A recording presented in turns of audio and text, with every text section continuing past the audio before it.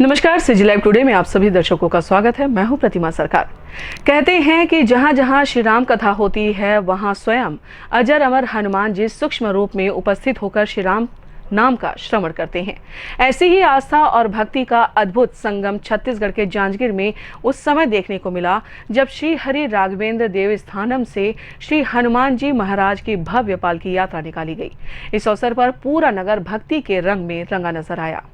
मान्यता है कि हनुमान जी महाराज को अजर अमर रहने का वरदान प्राप्त है।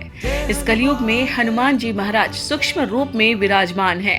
अक्सर लोगों से भी आपने सुना होगा, पढ़ा होगा कि जहाँ जहाँ भगवान श्री रामचंद्र जी की पावन कथा होती है वहाँ पर श्री हनुमान जी विराजमान होकर भगवान की पावन कथा का श्रवण करते हैं। कहते हैं कि भगवान श्री राम जी की कृपा अगर कलयुग में प्राप्त करनी है तो उसके लिए हनुमान जी की आराधना ही सबसे सरल मार्ग है।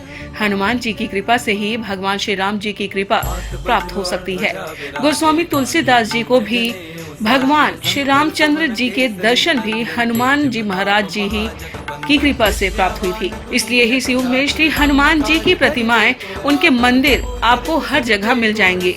हनुमान जी महाराज का जन्मोत्सव केवल भारत में ही नहीं बल्कि पूरे विश्व में उनके भक्तगण बड़ी ही धूमधाम से मनाया करते हैं।